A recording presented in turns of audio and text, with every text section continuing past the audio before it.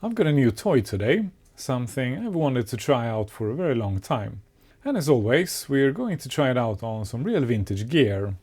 Okay, so these are the SEQURE HT140 desoldering tweezers. And a full disclaimer, they are not sponsoring this video, but I did receive them for free to try them out. So they came in this rather nifty case. So if you need to take them out on the field, you're gonna like this case. Okay, so it comes with an international power supply. And we've got a stand. Oh, it's quite heavy actually. And it has a rubber pad underneath, so it's not going to slide around. So that is a good start. And then we've got the tweezers, of course. And first impression, they feel quite solid actually. Inside the case, we also have a really nice cable. Now this is perhaps the best part with these tweezers, because this is a USB, which means I don't need to use the included power supply. I can just connect it to my bench power supply, and if you need to use these tweezers on the field, you can actually use them with a power bank. And then we have a small bag with stuff. Okay, a tiny screwdriver, some spare screws, a sponge, and the rest of that nifty stand. Okay, so these tiny screws here are spare screws for the tip. So hopefully I will never need them. So let's start by assembling the stand by installing these two screws and try it out. Yeah, that is a really sturdy stand. I really like it. This is awesome. Hopefully this thing is good enough to stay on the bench. So I definitely need a good stand for it. I'm not going to use the sponge. Instead I like to use one of these tip cleaners. That very nice silicone cable is definitely long enough to reach my bench power supply, which actually is a 65 watt power supply too. So this should work. Let's connect the cord, and it made a beep to let me know it's on. Okay, so it's showing the room temperature. I checked online and it's turned on by pushing and holding this button here. And it's off to the races, and it reached 300 C in a couple of seconds. So this is looking good. I've been wanting to try one of these out for a very long time. Okay, let's do some menu diving next. So this button here increases the temperature by 50 C. And it goes all the way up to 500. Okay, let's push and hold this button here. And here's the menu. Unfortunately, it disappears a bit too quick. Not a big issue, but I would have liked it to stay on for longer. So if we push once, it moves to the next menu item. So if we push the left button, it goes left, and the right button goes right. And if we press and hold, we can now change the working temperature. And it changes in increments of 1. I think I'm gonna go quite high, because I'm mainly going to use it to remove electrolytic SMD caps. So I'm gonna guess we need to have it as high as 400. Temperature steps, definitely want to change this one.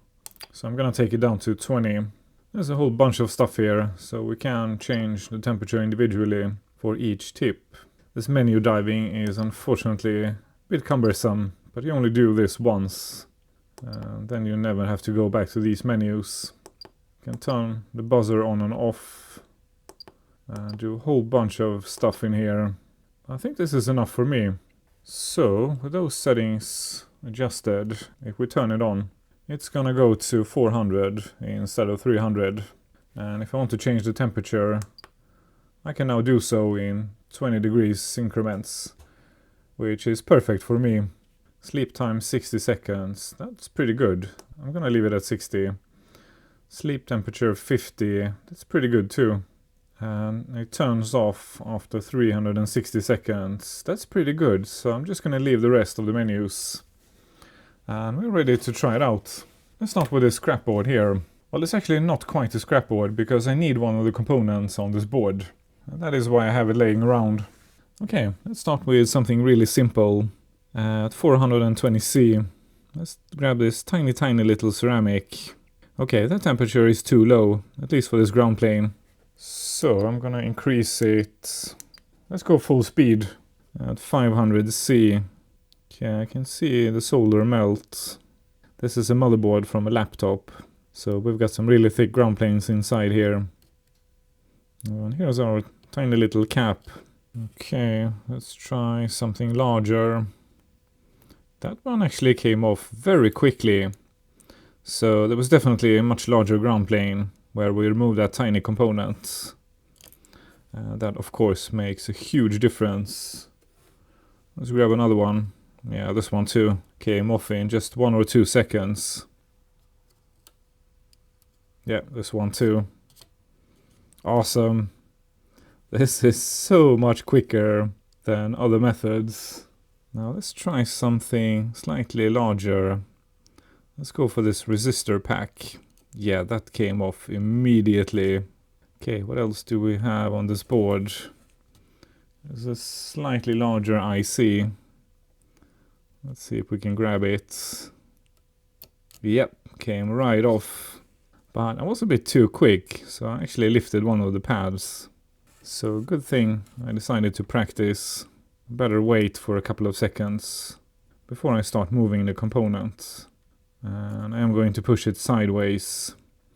That way we don't risk lifting up the pads. Let's try something even bigger. Probably a transistor. Yeah, came right off. I love these tweezers already. Now can we go even bigger? Let's try with this huge diode. Yeah, I think it's coming off. Yeah, awesome. So these are actually better than I thought. I was expecting them to be decent, but they actually seem to be really good. Perhaps even great. We'll find out in a minute when we try them out on real projects. But let's first try something even bigger on the scrap board.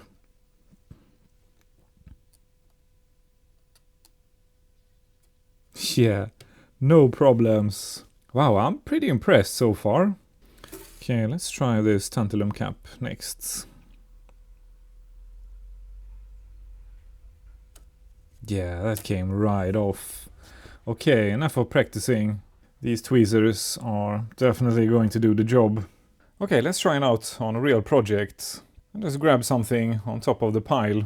So this is a Macintosh LC2, and apparently it's a black screen. So this is pretty much guaranteed a bad cap on the motherboard. Let's get inside and take a look. Okay, I don't really remember anything about this machine, but it looks pretty complete. We've got a hard drive, diskette drive, power supply, some RAM, and apparently I remembered to remove the battery, so no battery leakage. But we do have some cap juice at the back here, so this machine definitely has a bad cap. Okay, let's disconnect everything from that motherboard and take a closer look to see how bad this board is and if it's still savable. Don't see any screws. Okay, so I think we need to push 2 tabs out of the way and then pull the board back.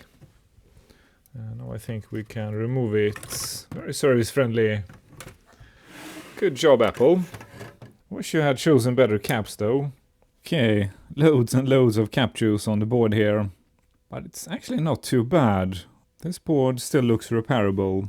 So let's see if the hot tweezers will do the job quicker than my other methods. So before I started, I checked if there was a cap list online. And I found one on Recap a Mac. Ooh, that smells so bad. And it popped. Okay, exhaust fan on. Let's try another one. Yeah, that one came right off without explosions. So these small electrolytic SMD caps, this is working really well. These guys only take 1 or 2 seconds. And again, I'm pushing them sideways, not to risk lifting the pads. Wow, this is gonna save me so much time, because I do this very frequently. Many years ago, I was working extra as a delivery guy, and once I had a delivery to a factory that made canned fish. That was probably one of the worst places I have been to in my entire life. And that place smelled roughly like these caps do. As you can see, this is working extremely well. Actually much quicker than I expected. Let's grab the last two of these small ones. Yeah, 1 or 2 seconds, and that is enough. I think it's going to depend on how thick the ground planes are on the board you're working on. But this is a pretty normal board. Okay, let's try one of these larger caps. Yeah, that was just as easy as those smaller ones. Let's grab another one. Yep, came right off. So basically no difference. Now here's a typical cap that I've had issues with before. It's sitting very close to this plastic housing here. So we can't use the rework station. And it's quite difficult to get the tip in between the cap and the plastic housing here. But how about these tweezers? Yeah, they are so small. That was a piece of cake. I love this tool. Okay, let's grab these 3 last caps on this edge here. Yep, piece of cake. Yeah, this one too. It's so nice to finally have one of these hot tweezers. This would have taken so much longer to do with other methods. So this video isn't really about this board. It's more about trying that tool out on different boards. So I'm just going to do a couple of caps and then I'll finish this board off camera. So first we need some flux. And then I'm going to remove the old solder from the pads with some wick. Like so. I'll remove the flux with a dry Q-tip. I'm not going to bother with IPA because I'm going to wash this board. I'll add some solder to one of the pads. I'll reflow that solder and add a fresh cap. And then I'll finish this cap off by soldering the other side. And then I'll just repeat this procedure off camera until we've got fresh caps on the entire board. Well, there is actually one more thing I want to do with this board. The legs of this chip here are quite heavily corroded. So I'm just going to add some flux. Put a blob of solder on the tip. And then let that flux and heat dissolve the corrosion. And we're gonna have to do this a few times to get these legs nice and shiny again. Okay, I had to repeat the process 3 times on this chip here. But now all the legs are nice and shiny again. So I'll replace the remaining caps off camera and then I'll wash the board and we'll try it out later in this video. Okay, time flies. It's the next day already. Caps have been reinstalled. The board has been washed and had plenty of time to dry.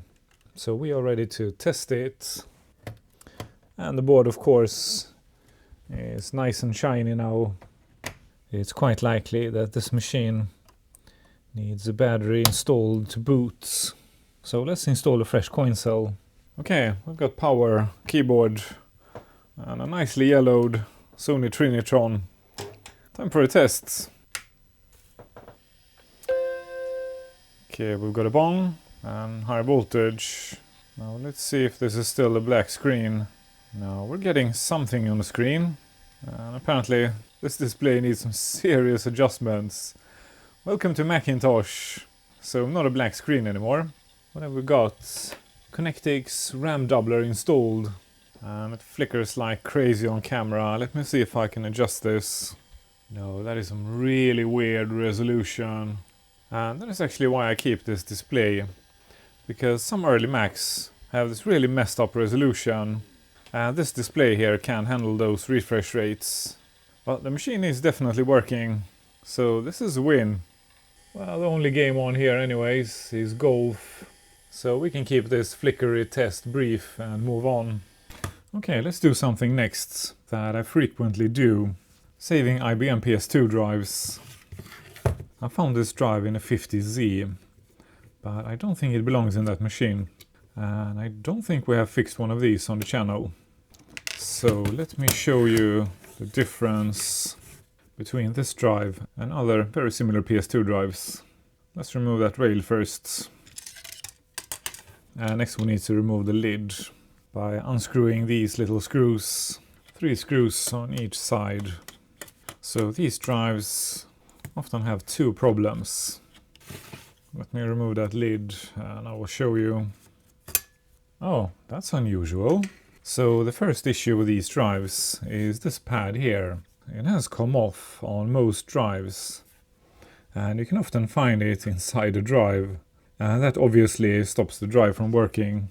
Now the reason I know that this is an early drive is because it doesn't have a couple of wires on this side here.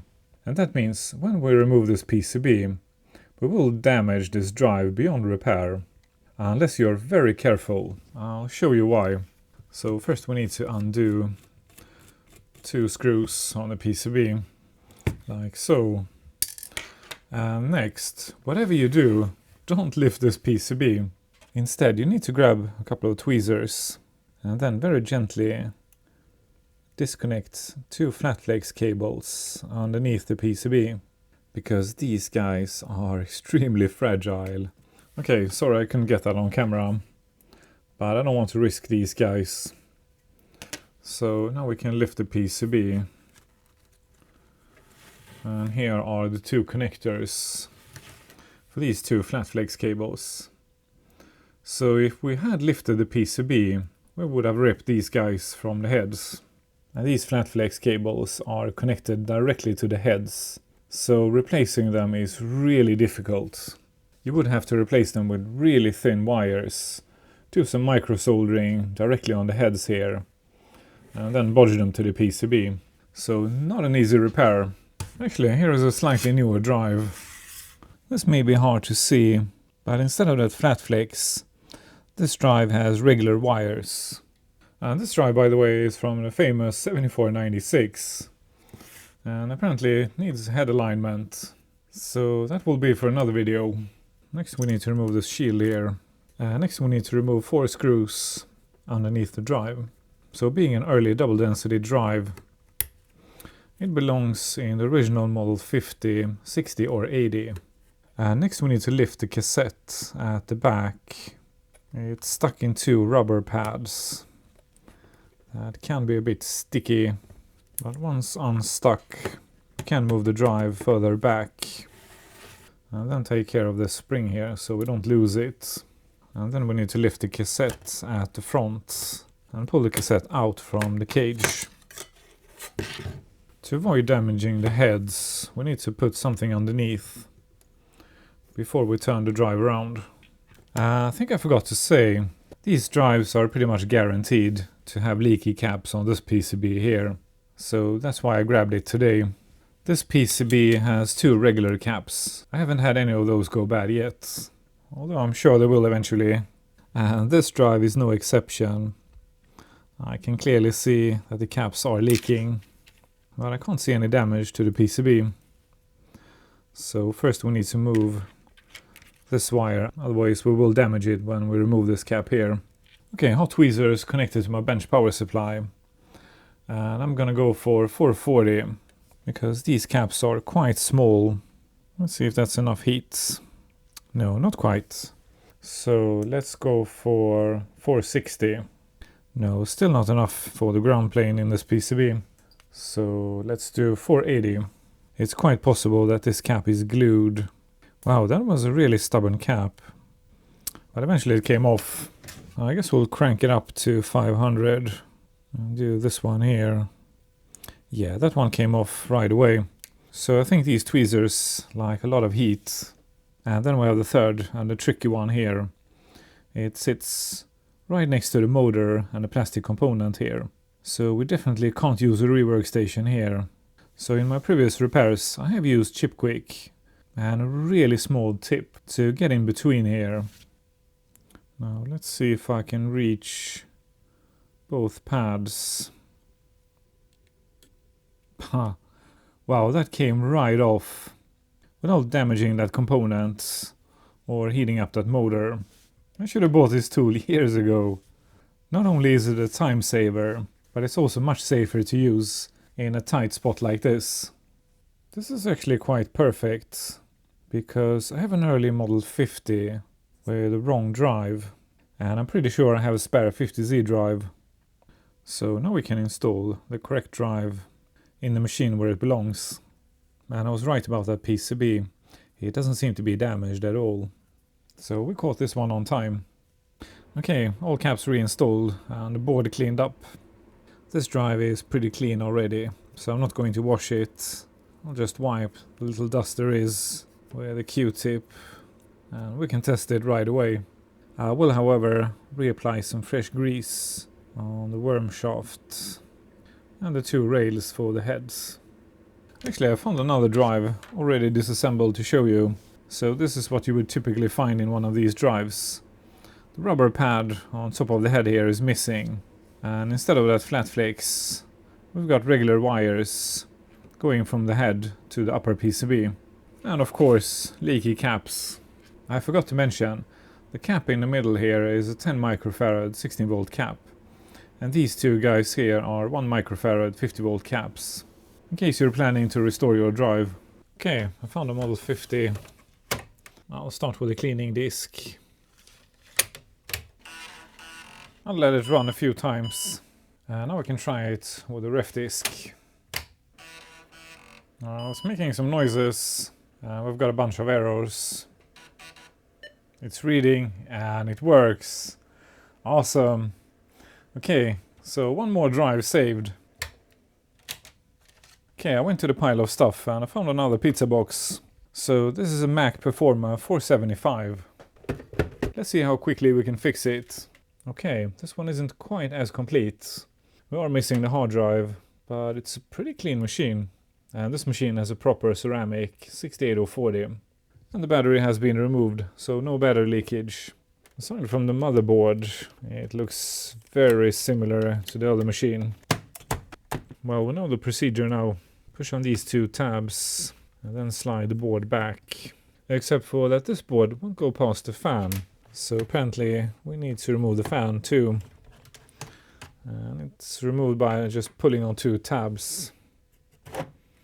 And now we can get that board out. So these two are going to be a bit tricky to remove because they are squeezed in between this connector here and this slot. But otherwise this should be pretty easy. Okay, let's have some fun and see how quickly I can remove all the caps on this board without damaging it.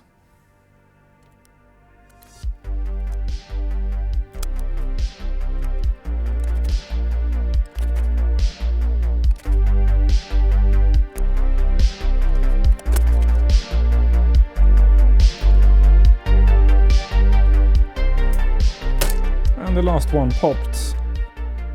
Well, that was pretty quick. I'm gonna have to check in edits, but that was just a couple of minutes and all the caps are off the board. Well, if it wasn't clear already, I think this tool is great. It's definitely staying on the bench. But I will order some thicker tips for it, because the tips I got are for much smaller components than these. But the tips are 210 standard, so there is plenty of tips to choose from. I think I'm gonna go with 210/014. That should be perfect for these SMD caps. The ground plane in this board, by the way, must be much thicker than the LC2 because it took twice the time to remove each cap. So this board is sucking up a lot more heat, but not enough to be a problem. Worst case, we could add some extra heat with the rework station if we have to work on a really tough board. But on this board it was like 4 seconds on each cap, so definitely not a problem. Okay, fresh caps installed. This board doesn't need a wash either. So if I'm not mistaken, this machine was Apple's last pizza box, and it will take until the Mac Mini before they made a machine this small. Let's not forget battery.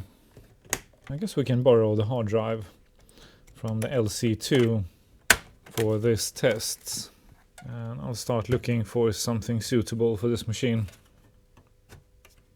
I actually like this form factor. It's really neat and very easy to work on. Unfortunately, some of these machines have gone brittle, but these two are survivors. This display is clearly designed to sit on top of the pizza box. The stand here fits perfectly on the machine. I'm going to restore it, but not today. Now let's see if this machine works. LC2... oh crap, I just realized I used the wrong lid and I was swapping that hard drive. Well, I guess that means that they are interchangeable. But let's fix this little issue and put the correct lid back on. It actually almost looks like an all-in-one machine. Might actually remove that stand and just put the display on top of the pizza box. But that's for another day. Fingers crossed. It chimes. We've got high voltage. We've got something on the display. This startup disk will not work on this Macintosh model. Use the latest installer to update this disk. Okay, so apparently we have system 7.1 on that hard drive. And it won't run on the 475. Well, the machine works. That's all we need to know, really. I'll find something suitable for this machine and we'll install it in another video. Well, I think that's it for now. So I'll see you guys next week.